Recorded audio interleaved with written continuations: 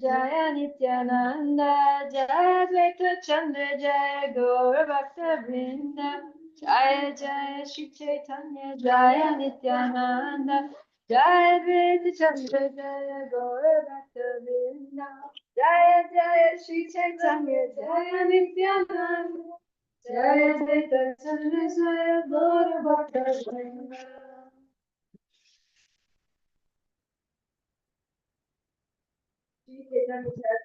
Chapter 6, the glories of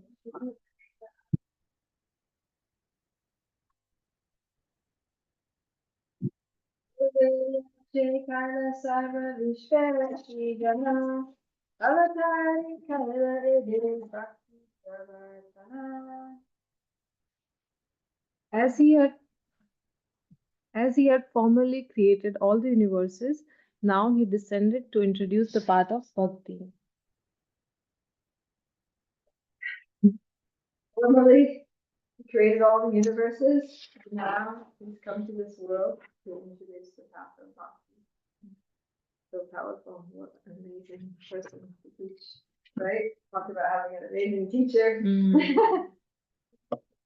There's none other than Mahavishnu.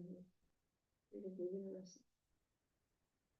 Jivanistarila Krishna Bhakti Karidana Gita Bhagavate Kaila Bhakti Vyakhyana. He delivered all living beings by offering the gift of Krishna Bhakti. He explained the Bhagavad Gita and Srimad Bhagavatam in the light of devotional service. Although Sri Advaita Prabhu is an incarnation of Vishnu, for the welfare of the conditioned souls, he manifested himself as a servitor of the Supreme Personality of Godhead. And throughout all his activities, he showed himself to be an eternal servitor. Lord Caitanya and Lord Nityananda also manifested the same principle, although they also belong to the category of Vishnu. If Lord Caitanya, Lord Nityananda, and Advaita Prabhu had exhibited their all-powerful Vishnu potencies within this world, people would have become greater impersonalists, monists, and self-worshippers than they had already become under the spell of this age. Therefore, the personality of Godhead and his different incarnations and forms played the parts of devotees to instruct the conditioned souls how to approach the transcendental stage of devotional service. Advaita Acharya especially intended to teach the conditioned souls about devotional service. The word Acharya means teacher. The special function of such a teacher is to make people Krishna conscious. A bona fide teacher following the footsteps of Advaita Acharya has no other business than to spread the principles of Krishna consciousness all over the world. The real qualification of an Acharya is that he presents himself as a servant of the Supreme. Such a bona fide Acharya can never support the demoniac activities of atheistic men who present themselves as God. It is the main business of an Acharya to defy such impostors posing as God before the innocent public. Yeah, so the Prabhupada is saying that even though Lord Chaitanya, Lord Nityananda, and Vaitacharya are all actually non-different from, they are the Supreme Personality of Godhead, they're Vishnu Tattva. Lord Chaitanya is Krishna, Lord Nityananda is Balaram, and Vaitacharya is Mahavishnu. And yet when they come to this world, all of them play the role of devotees. Because imagine Lord Chaitanya comes along, he's like, all right, I'm God. And then Nityananda says, I'm also God. And then Advaitacharya comes and says, I'm also God. Then everybody else is going to be like, all right, me too. I'm also God. I'm also God. So that's what Prabhupada is saying, that if they had done that, then people would have become greater impersonalists, monists, and self-worshippers. Yep, we're all God. It's all one. You and me, we can worship ourselves because we're all God. So it would have been really bad. So knowing the nature of people in this age, then they all came as devotees of the Lord. I'm a devotee. No, I'm a devotee. Oh, I'm also a devotee. People start getting it right. So, and also they're able to show people how to be a devotee in this age, how to practice devotional service. So they taught by the teachings and also by their example. Text 29. Bhakti Upadesha Vinu Tandra Nahi Karya Ataiva Namahale Advaita Acharya. Since he has no other occupation than to teach devotional service, his name is Advaita Acharya.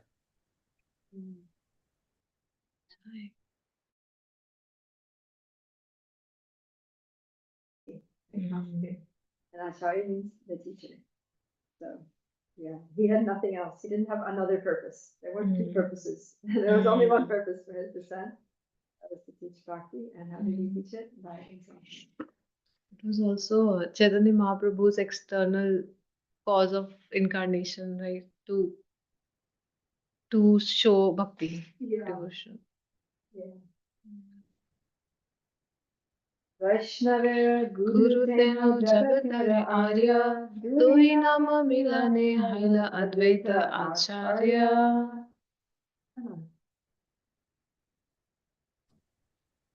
Okay. He is the spiritual master of all devotees, and is the most revered personality in the world. By a combination of these two names, his name is Advaita Acharya. Purport. Sri Advaita Acharya is the prime spiritual master of the Vaishnavas, and he is worshipable by all Vaishnavas. Vaishnavas must follow in the footsteps of Advaita Acharya, for by doing so, one can actually engage in devotional service of the Lord. So understand the position of the Acharya and teaching the Lord Caitanya and following his footsteps, and then we can actually do devotional service. Prabhupada Priya, we're kind of struggling to hear you. Well, I am. Oh, okay, because we have a thing, but it's in the yeah. That's here. Okay. All right, it should be better now. Yes. Yeah, I was just because I'm teaching some nectar devotion classes now, and one of the things that's coming up in chapter 7 is that we should follow in the footsteps of the previous acharyas under the guidance of the spiritual master. So this principle of following in the footsteps, right, of the previous acharyas is very important. And one of those previous acharyas is Advaita Acharya. So we want to follow in his footsteps, but we do so under the guidance of our spiritual masters. There's some ways in which Advaita Acharya practiced devotional service which are appropriate for us to do nowadays, and maybe some ways which are not so in line with what we're doing now, mood in which we're doing this. So everything is done under proper guidance. Kamala Nayane Tenho Yata Anga Amsha Kamalaksha Karidare Nama Avatamsa. Michael?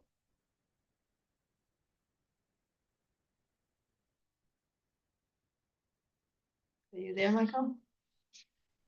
Maybe he'll pop away. Prayushi? Yes, Mataji, I can read. Since he is a limb or part of the lotus-eyed Supreme Lord, he also bears the name Kamalaksha. Kamalaksha. Malaksha. Yeah, Kamala.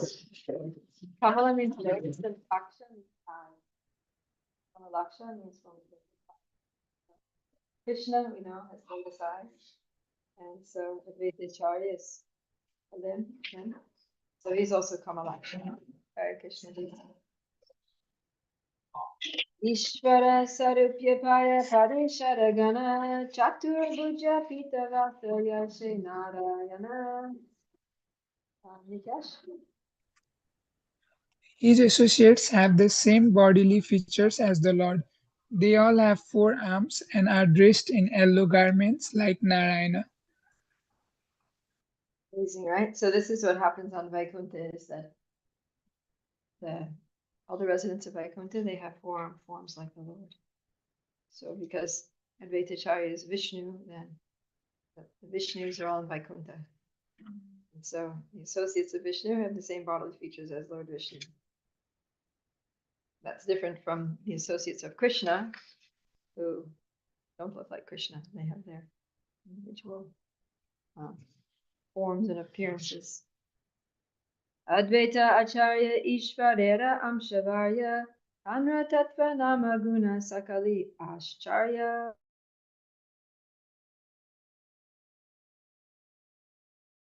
Lamb of the Supreme Lord. His names and attributes are all wonderful.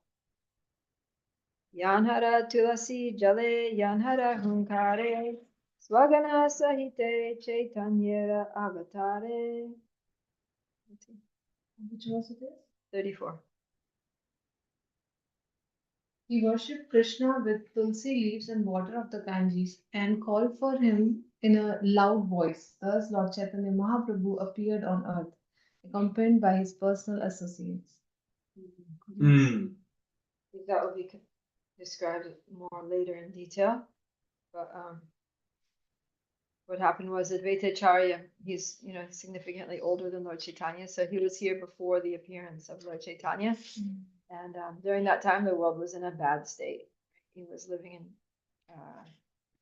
Navadvip area, and he was seeing how people were basically, they were doing all kinds of crazy things. They were like worshipping demigods for material things, and their religious practices were just very ritualistic and very oriented towards just getting something material, right? Getting money, getting a good wife or husband, getting a child, getting fame and fortune, so it was all just very materially motivated. And Advaita Acharya was seeing, and he was just like, this is not spiritual at all. This is just materialism in the guise of religion. And we'll hear more about it, but all kinds of weird things were happening. So Advaita Acharya is like, society is going, like religion is going down the tubes, and we need a powerful exponent of genuine spiritual life to come here and bring it back to what it should be. So he thought, it would be great if Krishna could come himself. As Krishna says in the Bhagavad Gita, that whenever there's a decline in religious practice, he descends himself to reestablish the principles of religion. So he's thinking, you know what? Things have gone so far down. It's time for Krishna to come. And so then he read a verse in one scripture he was studying, said that to whoever worships the Lord by offering even just water and a tulsi leaf, the Lord becomes very obliged to that person. So he thought, okay, that's what I'm doing. So he had his deity, Shaligram Shila, and every day he was doing his worship, and he was offering Ganges water and the tulsi leaf, and begging, please, in a loud voice, calling out, please, Krishna, come, we need you. We got to save the world. This is a very dark time in history, and we need someone to come and shed light on the situation. So then, Lord Chaitanya, Krishna heard those prayers, and he came in the form of Lord Chaitanya. I was also thinking that this is so true because all the acharyas of that time, like Adi Shankaracharya or anyone, like no one talk about bhakti except just like Chaitanya Mahaprabhu, who actually says that okay, this is bhakti. Otherwise, the whole world will be impersonalist or something. Yeah, they were either just worshiping demigods for material gain, or they were thinking that they're God. And this Mayavadis, that I'm God, you're God, we're all God. And basically worshiping themselves. So, and by both ways, it was just totally, everyone was they're just delusional about who is God and what is real religion meant for. Yanra dvara kaila prabhu kirtana prachara, Yanra dvara kaila prabhu jagat nistara. Can we read it? That Lord Caitanya spread the Sankirtana movement, and through him that he delivered the world. And these Sanskrit names, all the C's make like CH. So C is like a CH. Yeah, so it's Acharya and Lord Chaitanya. Chaitanya. So Lord Chaitanya came and he empowered Advaita Acharya to assist him in spreading the Sankirtan movement. Right? When Lord Chaitanya was living in Jagannath Puri, then he sent Advaita Acharya and Lord Nityananda back to Navadvip to go door to door and try to induce people to chant Hare Krishna and go through the street doing kirtan, trying to induce people to chant Hare Krishna. So they were very It's important 7 monks. today, right? Are we doing the same thing at Trader Joe's? We're Yeah. trying to get people to Hare Krishna. That's right. Yeah, you going? I'm gonna be there at 7. Yeah. Awesome. I Yeah. love Trader Joe's. Which one is it? Probably you know, right? The close one, right? The close one. The close one. Okay. Yeah, that's always really good. Acharya Gosanir Guna Mahima Apara Jiva Kita Kotaya Paibeka Tarapara. Natwar? The glory and attributes of Advaita Acharya are unlimited.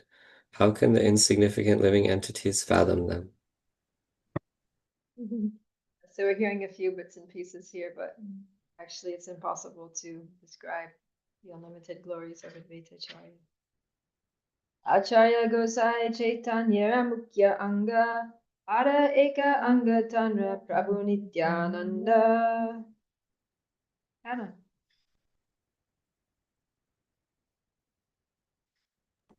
Sorry. Sri Advaitacharya is a principal limb of Lord Chaitanya. Another limb of the Lord is Nityananda Prabhu.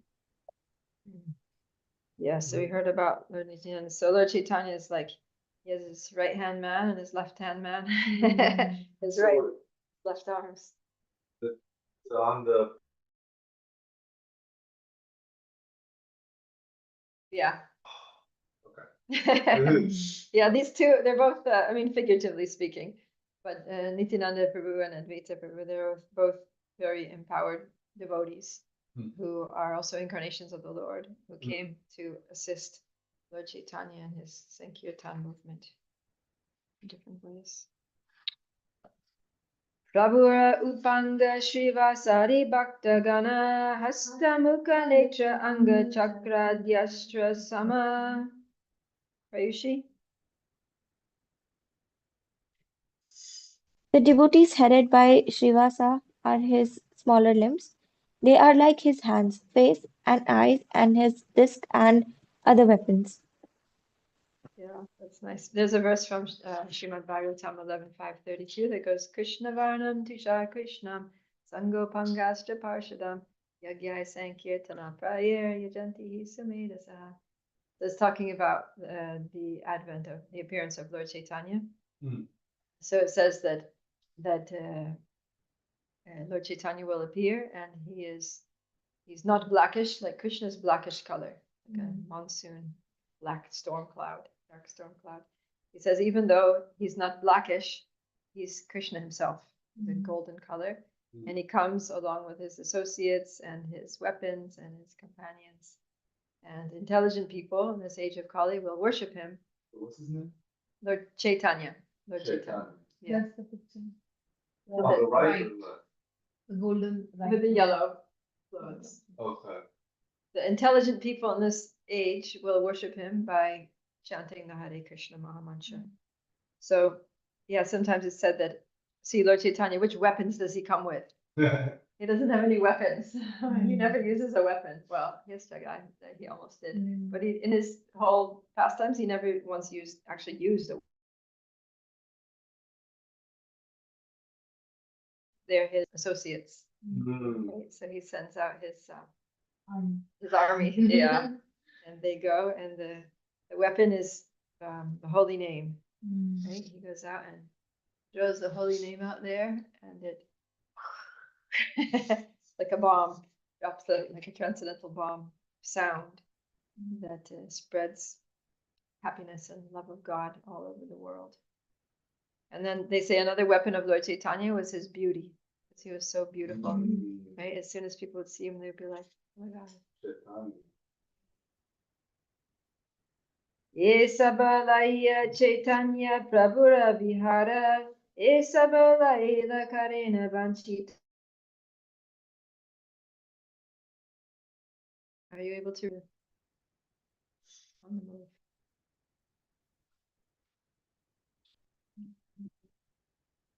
Okay, I'm gonna read. With all of them, Lord Chaitanya performed his pastimes, and with them he spread his mission.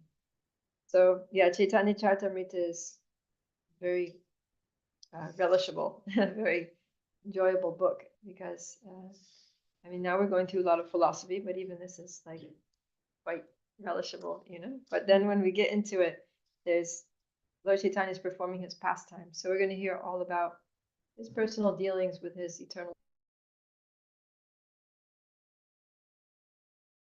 exchange and so forth. And then we're also going to hear about his mission, right? To spread the holy names all over the world, and to spread the process of, teach the process of bhakti, show people how to be devotees. And also his internal mission of how to relish Krishna consciousness within one's heart through absorption and meditation on Krishna's Vrindavan pastimes.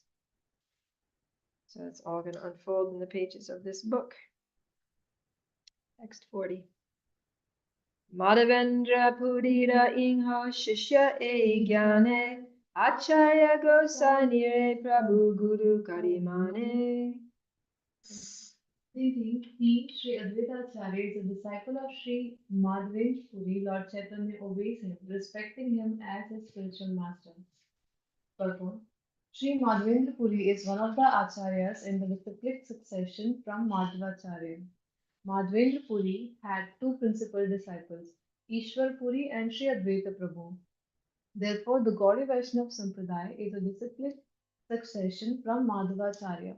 This fact has been accepted in the authorized books known as Gaura Gunadesha Dipika and Prameya Ratnavali, as well as by Gopal Guru Goswami. The Gaura Gunadesha Dipika clearly states the disciplic succession of the Gaudiya Vaishnavas as follows. Lord Brahma is the direct disciple of Vishnu, the Lord of the spiritual sky. His disciple is Narad.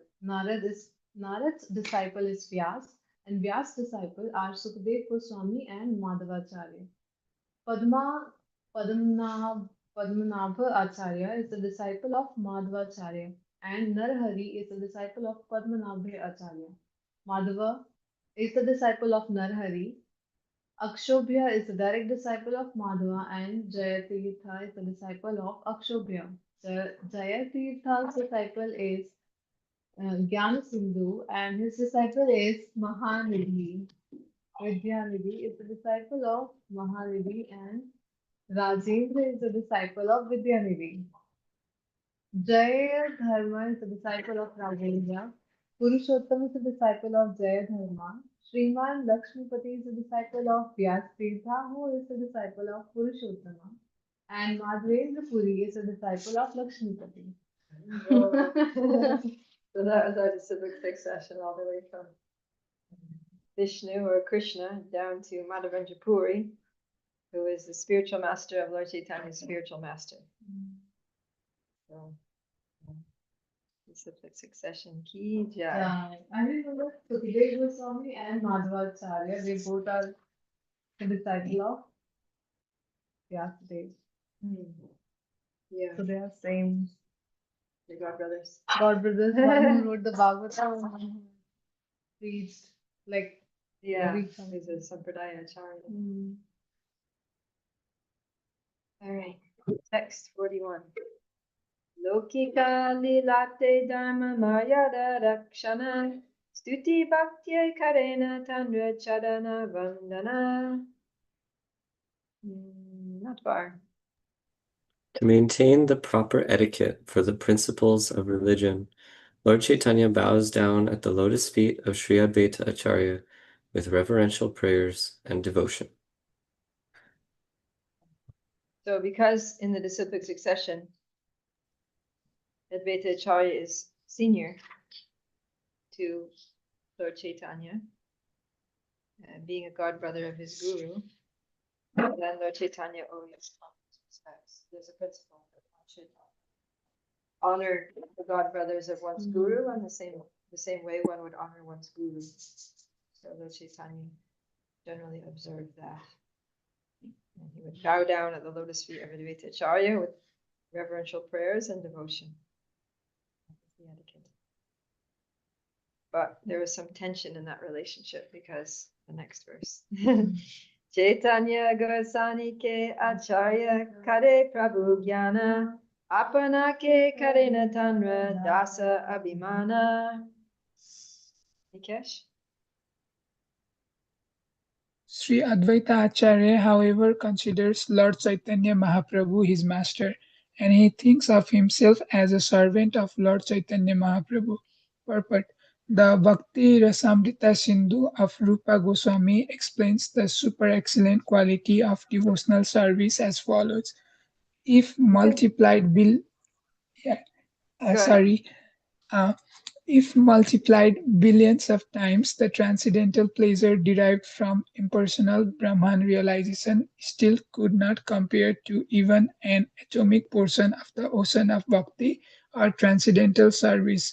Bhakti Rasamrita Sindhu 1:138. Similarly, the Vavarta Deepika states, for those who take pleasure in the transcendental topics of the Supreme Personality of Godhead, the four progressive realizations of religiosity, economic development, sense gratification, and liberation, all combined together, cannot compare any more than a straw could to the happiness derived from hearing about the transcendental activities of the Lord. Those who engage in the transcendental service of the lotus feet of Krishna, being relieved of all material enjoyment, have no attraction to topics of impersonal monism.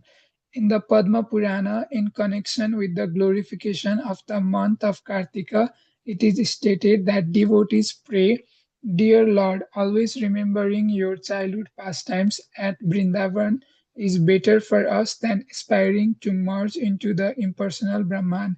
During your childhood pastimes, you liberated the two sons of Kuvera and made them great devotees of your lordship.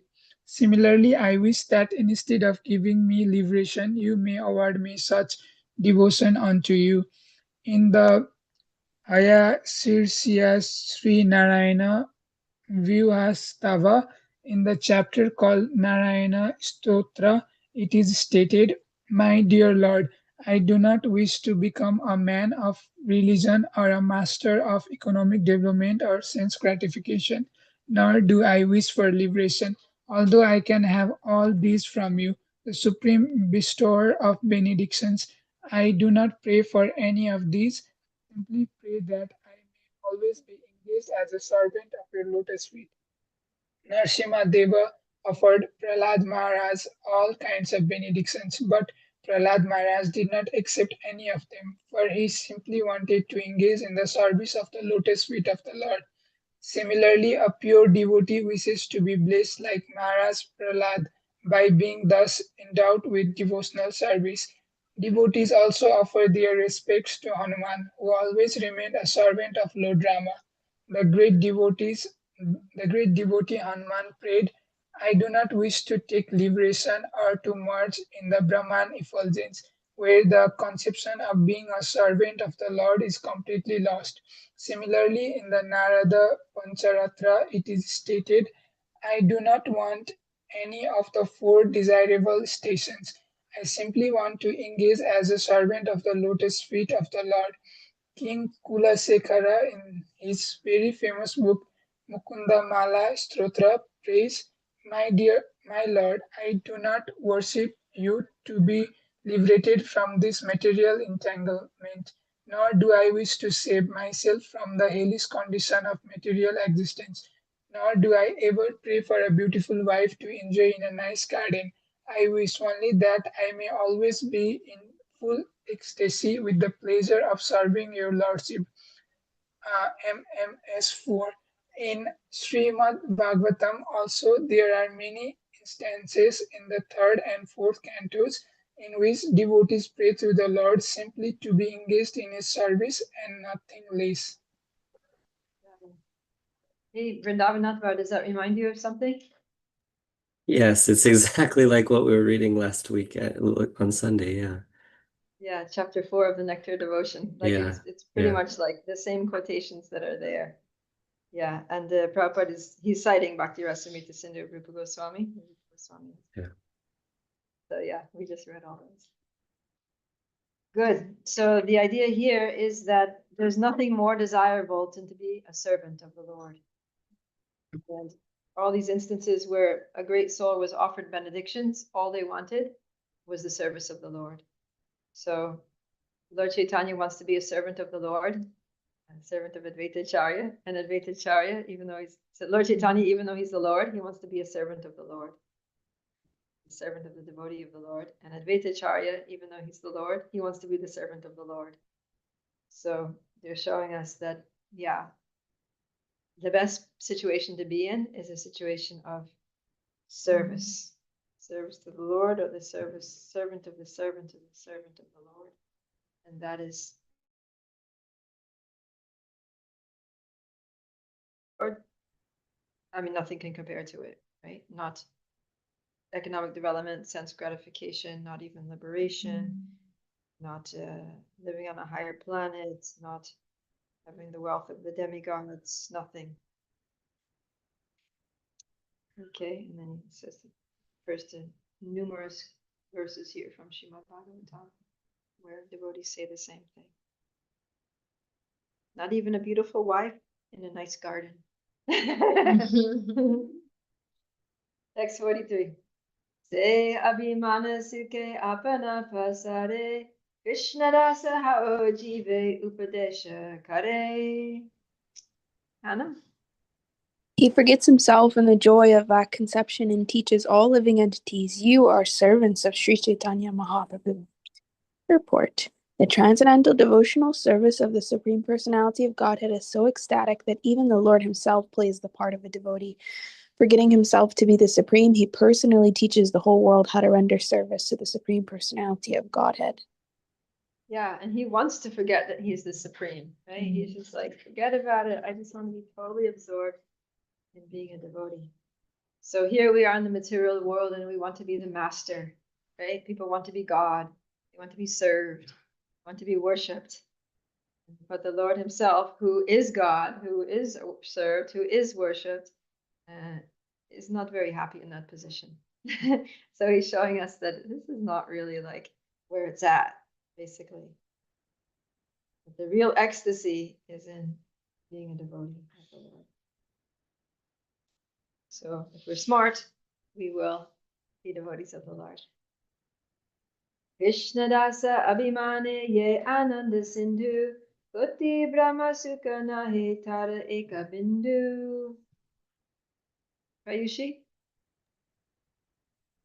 The conception of servitude to Sri Krishna generates such an ocean of joy in the soul that even the joy of oneness with the Absolute, if multiplied 10 million times, could not compare to a drop of it.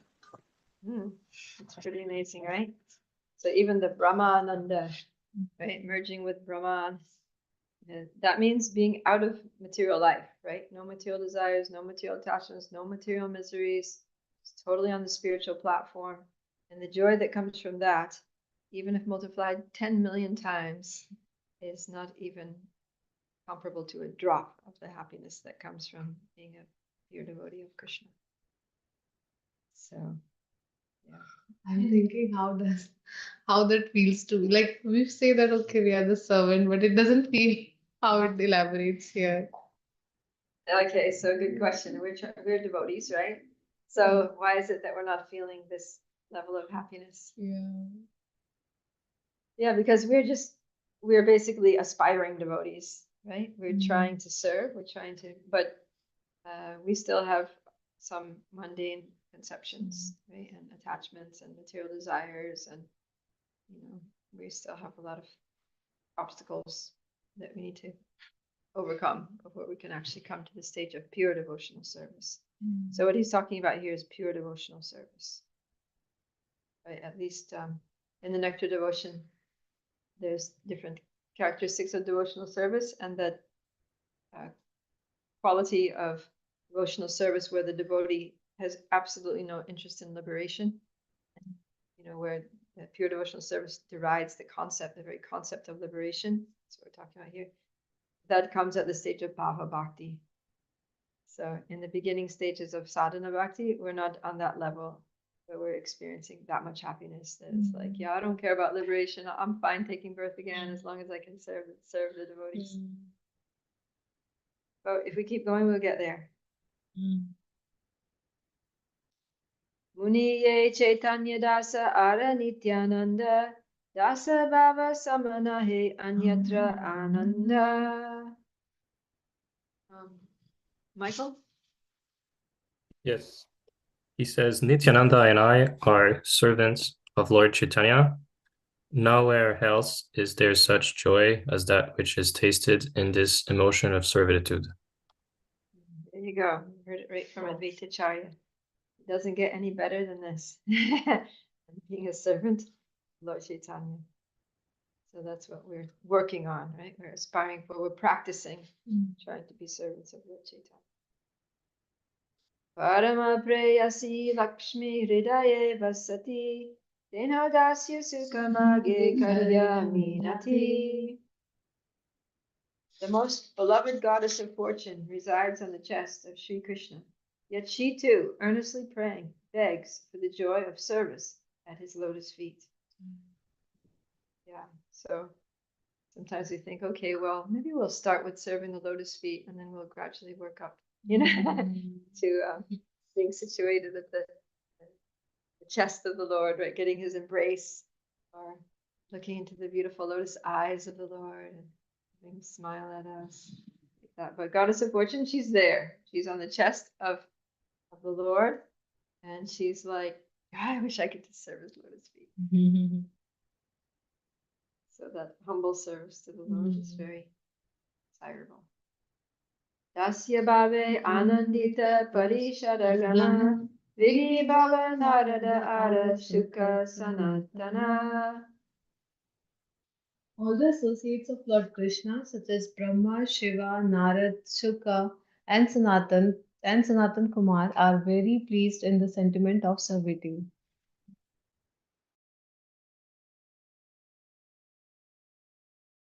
Nityananda avaduta sabate agala Caitanya dasya preme haila pagala.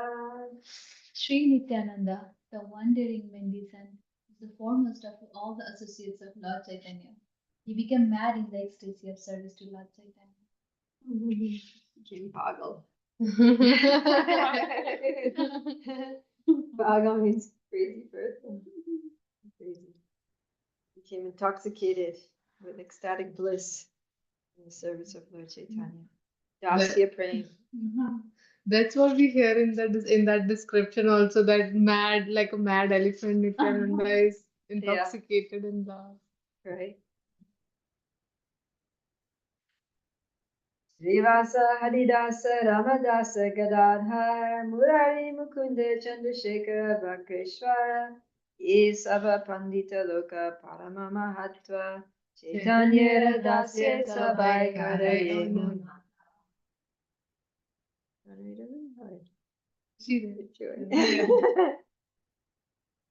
Srivasa, Haridasa, Ramdasa, Gadadhara, Murari, Mukunda, Chandrasekhara, and Bakreshwara are all glorious and are all learned scholar, but of the sentiment of servitude to Lord Chaitanya makes them mad in ecstasy. So these very nice saying all these names of Lord Chaitanya's very near and dear associates. So yeah, many of the associates of Lord Chaitanya were very highly positioned in society, right? They were scholars, they were, they were doctors, they were, leaders of society. And yet when it came to serving Lord Chaitanya, they would just go completely mad. They would just forget about all of their positions and the social airs and graces and etiquettes, and they would just be like, Haribo, falling on the floor, dancing in ecstasy, whirling around. Sometimes they'd be dancing so much, even their clothes would fall off and they wouldn't even notice. Like Sanatana and Rupa Goswami, who were working in that king. Yeah. Hemata Gaya Nache Kare Attahasa Loke Upadeshe Hao Chaitanya Dasa. Vrindavan Bar? Thus they dance, sing, and laugh like madmen, and they instruct everyone, just be loving servants of Lord Chaitanya.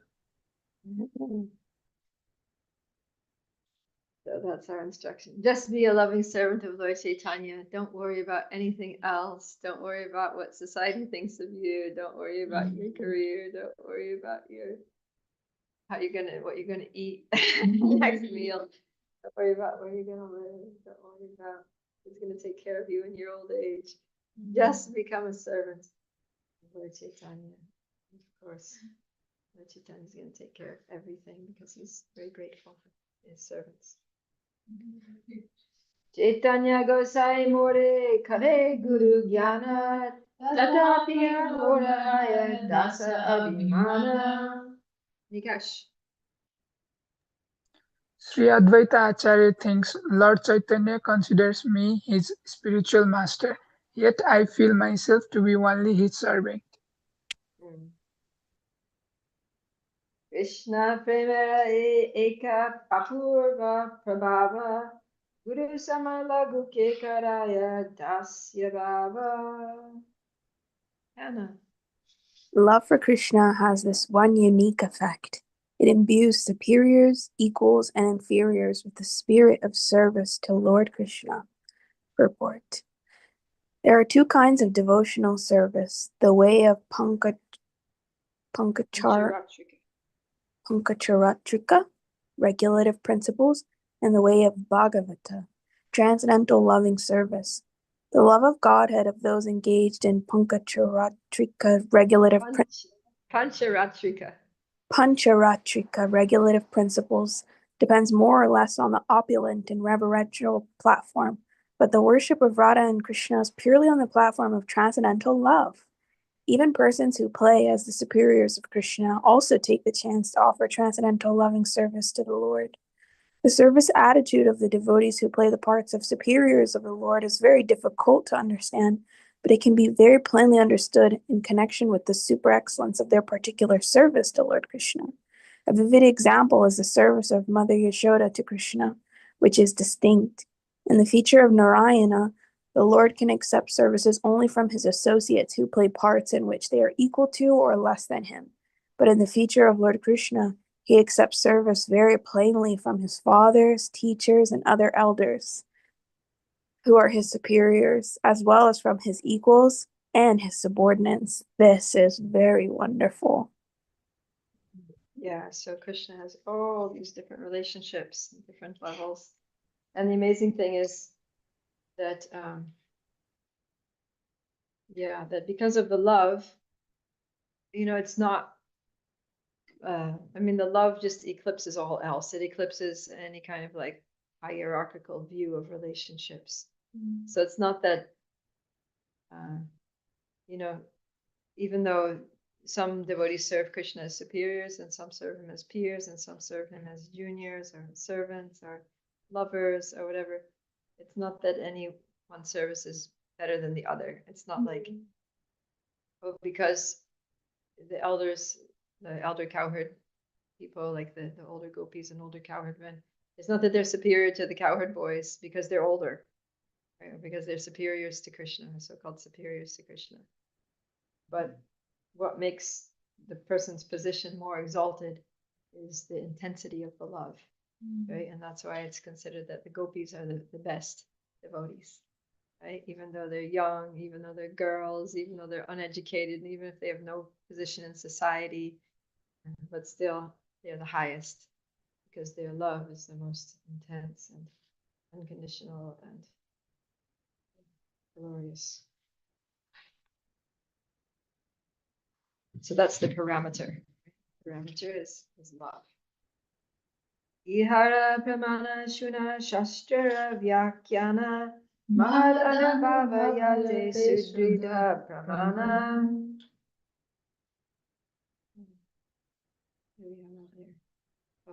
Rayushi? For evidence, please listen to the examples described in the revealed scriptures, which are corroborated by the realization of great souls. Arjuna, did you have a question or a comment? Saw your hand flashing there. Yeah. Yeah, I had a question regarding the last verse. I don't know if it's too late. Go ahead. Oh, go ahead. Yes, that was just a technical question. Sometimes I hear some devotees have like this conception that, I have this kind of relationship with Krishna. Like, sometimes they feel like, I could be Krishna's parent or Krishna's friend or whatever. Like, is it too premature to like say that one has a certain relationship with Krishna before attaining bhav or prema, or can one get glimpses of that in previous stages? Yeah, you can have some glimpse. You can have some, like, yeah, sometimes you can have some kind of revelation or inclination towards a particular relationship with Krishna. But in the beginning, in the beginning it could be based on our conditioning also, so you need to be careful and not just be like, all right, that's what it is, and just like solidify it in stone or something. But we should be like, oh, I'm really attracted to this relationship with Krishna. This is what's coming up for me now. I'll just kind of note it and keep it, in my heart and see where it goes. Pray to Krishna to confirm or correct it as we go on. But like cherish that. We have an attraction for a particular issue. We can cherish that, but at the same time be open to any adjustments that might come along the way, in case that's not who we are. But that's just, sometimes, a person who has a very romantic mood in general, they might think, oh, I must be Krishna's lover because I really like romance. Or somebody who's like a parent with many children and really in the mood of being a mom or a dad. Oh, I must be an elder to Krishna because I have this strong parental mood. So it might just be circumstantial related to our situation in the material world, but then it might not be. So we can just note it and see where our Krishna consciousness takes us as we get more and more purified. Okay? Now we're on text 55, 56. Anyara kakata vraje nanda mahashaya tara samaguru krishnera arake hanaya shudha vatsalye ishvara gyane nahitara tahake preme kara dasya.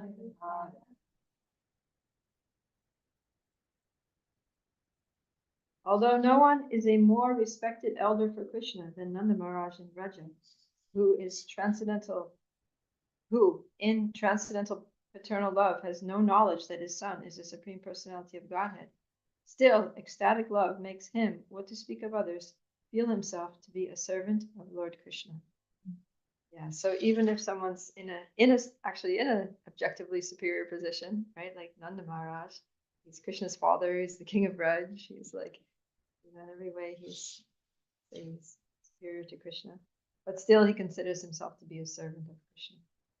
So this is the nature of devotional service to Krishna, that whatever position we're in, we're just a servant. We're always a servant. So the same thing too, like in ISKCON, it's like, no matter what kind of position you get, you're just the servant. I remember when I was relatively new devotee, and then I got made the Sankirtan leader. And then my spiritual master told me that the more you become a leader in ISKCON, the more you become the servant of the devotees. Because, when you're not in any leadership position, you're just kind of basically taking care of yourself, making sure that you get up on time and do your rounds and do your service and get prasadam and like that. You're kind of like just, a little self-absorbed. But then when you get a leadership service, then it's like you have to start looking after other people, making sure that they're all right, making sure that they have what they need, making sure they're doing what they're supposed to be doing, and then so you become their servant. And then the more high up you get in leadership, the more people you have to serve. The more diverse and important, serious, difficult ways you need to serve. So yeah, it's like that. Yeah, so Nanda Maharaj, he's serving Krishna all the time, right? Like when the demons were attacking Gokul, then he was thinking, oh, have to protect Krishna. We got together. They had a whole discussion with all the village elders, and they decided to move, pack it up and move it out. Pack up the things, get all the cows, move to Vrindavan. So they did all that in the service of Krishna, and of course, just everything he did, their livelihood, milking the cows and all that. Why? To get milk. Why? For Krishna. Okay, text 57. Teno rati mati mage Krishna charane tara shimukavani tahate brahmane. He too prays for attachment and devotion to the lotus feet of Lord Krishna, as the words from his own mouth give evidence. So now we're going to hear from Nanda Baba. Shuna Udava Satya Krishna Amaratanaya Tena Ishvaranena Yadi Tamaran Manelaya Tadapi Tanhate Mora Manovriti Tamara Ishvara Krishna Oka Mora Mati. My dear Uddhava, please hear me. In truth, Krishna is my son. But even if you think he is God, I'd still bear towards him my own feeling for my son. May my mind be attached to your Lord Krishna. He's like, you might think he's God, and whether he is or not, he's still my son. Whatever, he's my son. I'm going to take care of him.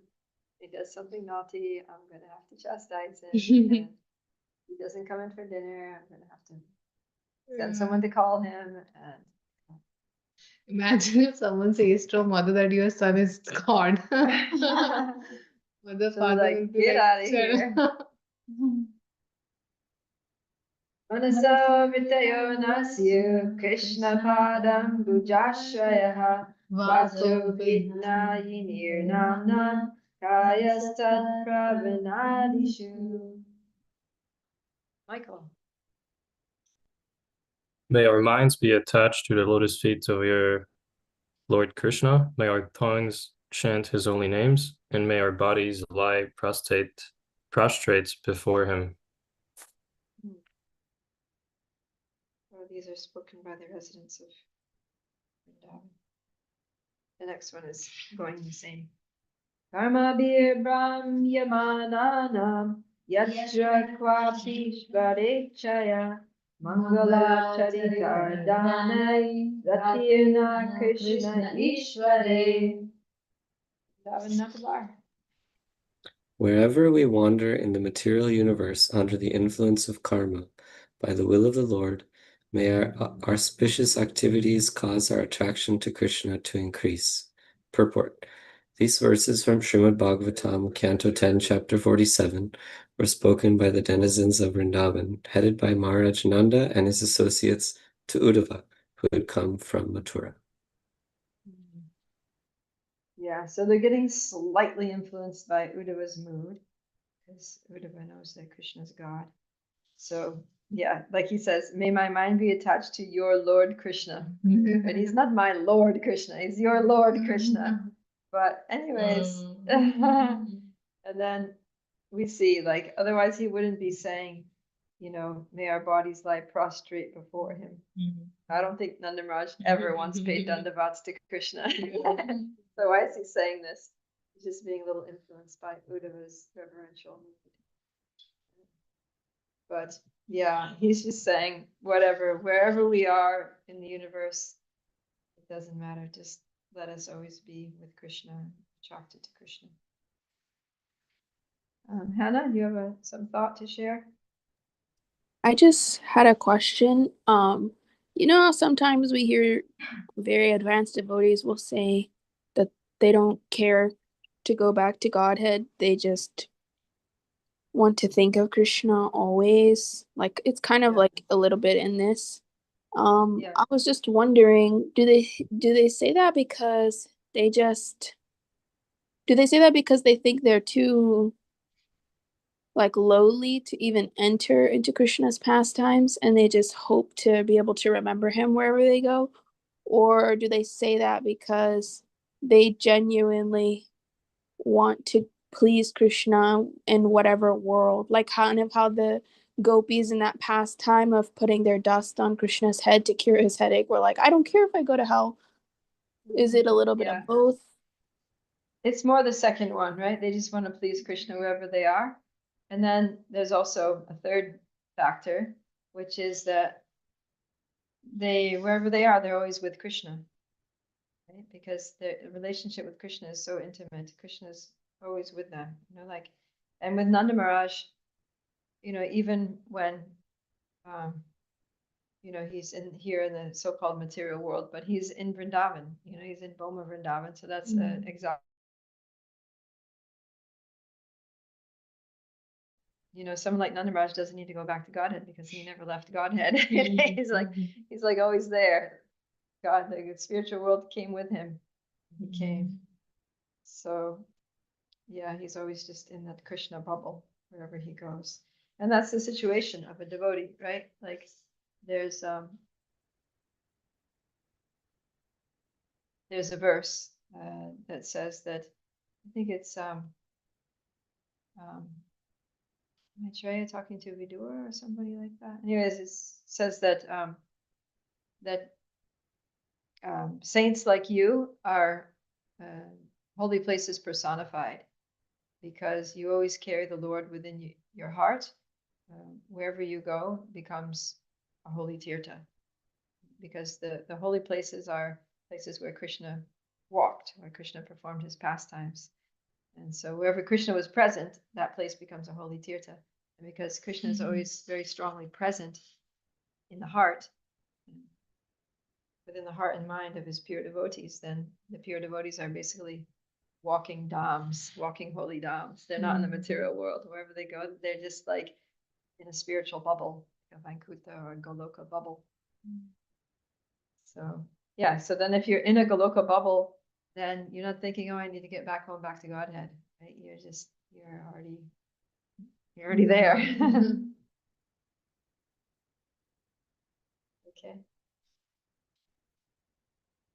Sridhamari Vrajayata Sakara Nichaya Aishvarya Jnana Hina Kevala Sakyamaya. Prayushi? Lord Krishna's friends in Vrindavana, headed by Sri Dama, have pure fraternal affection for Lord Krishna and have no idea of his opulences. Krishna Sanghe Yudhakare Skandhe Arohana Taradasya Bhave Kare Charana Sevana. Arjuna?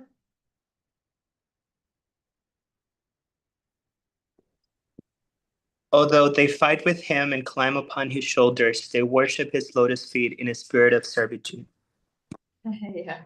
So that's their service, right? Their service to Krishna is sometimes fighting with him, sometimes climbing on his shoulders, making him give them a piggyback ride or something like that, right? Playing leapfrog, making him squat down and get down on his hands and knees and jumping over him. Stealing his lunch bag and throwing it up to another boy, not letting him have it. So those are the ways that the coward boys serve him. But in doing all those things, they're always like, I'm the servant of Krishna. That's the mood of their service. They just want to please Krishna by all those things. And they know, oh, Krishna enjoys this. Krishna has a lot of fun when we do this. So we'll do it. Okay, it is 5:01. Time to end our meeting for today. So this has been very sweet. About all the servants of Krishna, the glories of serving Krishna, and how even Krishna wants to serve Krishna.